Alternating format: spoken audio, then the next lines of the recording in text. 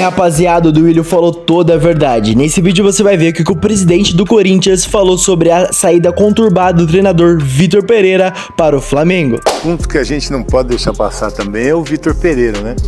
Essa saída dele do Corinthians, depois de falar que não trabalharia no Brasil, que ia embora para Portugal e que não trabalharia, não sei se ele chegou a falar que não trabalharia em outro clube aqui no país, não me recordo agora. Mas a impressão que a gente teve no final... Ele disse que não ficaria no Brasil. No final desse período que ele esteve aqui, do ano passado, eu acho que em alguns momentos, não sei se você gostaria de te ouvir, né?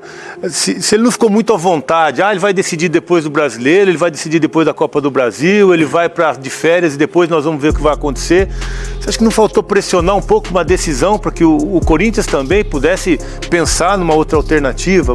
Pelo menos para a gente ficou essa impressão, sabe? Que ele estava à vontade, a hora que ele quisesse resolver, o Corinthians estava esperando. Queria que vocês saibam como é que foi essa saída dele. Bom, desse senhor eu não gostaria de falar muito, mas sobre a situação, sim, com o maior prazer. Nem eu. Eu já falei o que eu tinha que falar. Eu acho que não, Veloso. Eu acho que primeiro começou essa pressão em cima da definição em setembro, mais ou menos, outubro. A gente tinha aí a reta final de campeonato, tinha a final da Copa do Brasil no momento e estava na reta final do Brasileiro, que a gente queria chegar entre os 4 primeiros, conseguimos. Sim, mas a gente pretendia até no momento chegar em segundo, ou até sonhar com um título que matematicamente era possível. Então você fazer... Mas segundo seria legal pela grana também, né? Também. Mas para você fazer uma negociação dessa e vamos dizer, que benefício a gente teria se fosse anunciado em outubro que o Vitor não ficaria mais? Você já sabia? Que ele não ficaria, não. A gente realmente existia essa conversa, a vontade dele que era passada para mim diariamente, que era de ficar, e que existia essa conversa com a família diária para ficar. Mas independente disso, nós não entendemos ser melhor pressioná-lo, porque uma resposta naquele momento, vocês jogaram bola, sabem como é, existia uma relação diferente do que é uma relação dos treinadores, vamos dizer, brasileiros, a forma de trabalhar com os jogadores, então era uma relação um pouco mais fria, né, que os europeus têm normalmente com os atletas. E a nossa preocupação era, a partir do momento que você falasse, o Vitor não fica, não sei qual seria a reação dos jogadores, se iam entregar o que poderiam entregar, se o empenho ia ser uma estratégia sua, então? De esperar, exato. E outra, nós queríamos mantê-lo. A nossa ideia era que ele ficasse justamente pelo que eu falei há pouco, de continuidade de trabalho, de você ter uma manutenção de um trabalho que vinha sendo bem feito dentro de campo. Fez um bom trabalho. E a gente acreditava que se ele ficasse esse ano, a gente teria tudo para ter um ano melhor ainda do que foi o ano passado. Então, ele falou para você? A pressão em cima dele, de resolve agora, seria uma resposta negativa que ia nos atrapalhar no dia a dia e que também não era o que a gente queria ouvir. Então existia a vontade dele de ficar, existia uma conversa com a família, existia a previsão da família vir para o Brasil no fim da temporada, como aconteceu, que nesse momento ele poderia tentar conversar com a família e chegar a um acordo para ficar. Então nós entendemos que isso podia ser benéfico e a pressão naquele momento não nos traria nenhuma, vamos dizer, nenhum benefício, né?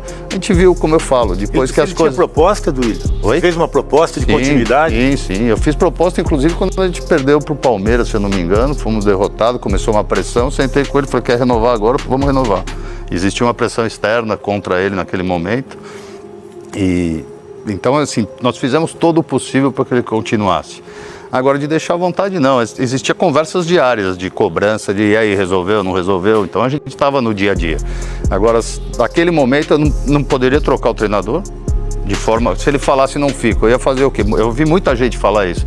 Pô, não fica, não resolveu, manda embora logo, põe outro. Vou pôr outro, faltando 2 meses, 7, 8 rodadas para acabar o campeonato. Não faz sentido nenhum, né? Próximo de uma reta final.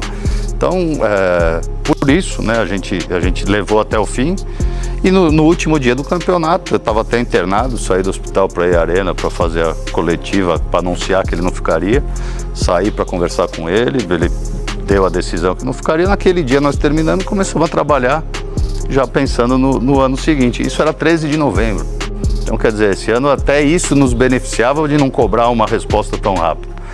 Então, é o que eu falo, depois que as coisas aconteceram é fácil, mas e o Flamengo, por exemplo? Flamengo, você falou que não tem nada a ver eles com foram isso. campeão com o Dorival e ele não permaneceu. E isso só aconteceu depois do campeonato terminado também. 2 anos seguintes, E outros né? treinadores, e 2 anos outros seguintes, o clubes Flamengo fez iguais. isso. 4 dias depois, segundo a informação que o Neto trouxe, ele acertou pro Flamengo.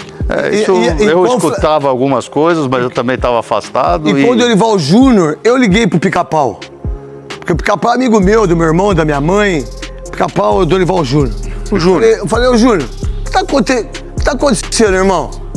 Dificilmente eu ligo, férias, incomodar o cara.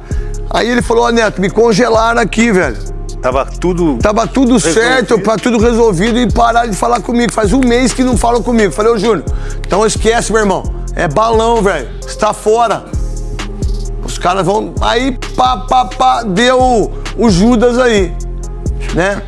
Deu o cara que foi indelicado com o Marco Belo. Bota aí ele com o Marco Belo aí. A informação que a gente tem é que a sua esposa quer que você vá e você quer ficar. A minha pergunta é, quem manda na sua casa, você ou sua esposa? Meu amigo, eu, como sou mais educado, porque tenho mais educação que o senhor, não vou responder. Como eu sou mais educado que o senhor, não lhe vou responder. Percebe? Como eu sou mais educado que o senhor, os meus pais, felizmente, deram uma educação e não vou responder. Entende? É mal educado, o senhor é mal educado. Foi mal educado. Está-se a meter num assunto que não tem a ver com futebol. Portanto, o senhor foi mal educado. Não responde nem uma palavra. Responde, o respeito que você teve por mim é o respeito que eu tenho por o senhor.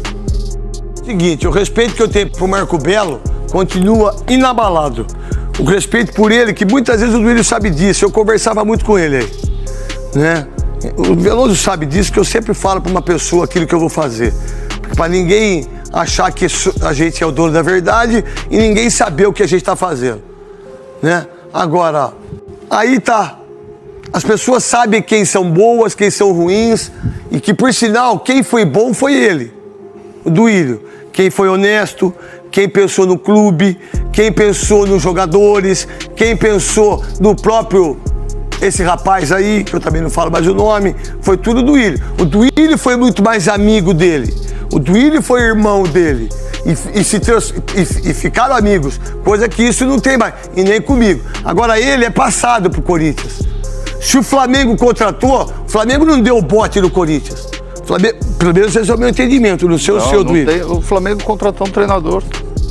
E a gente tinha anunciado que não ficaria, não tem nada a ver com a história. Bom, rapaziada, foi esse vídeo. O que você achou das declarações do Duílio, do Neto, do Veloso? Bom, deixa aqui nos comentários, é muito importante a sua opinião. Eu me despeço de vocês aqui, fiel torcida, muito obrigado e valeu!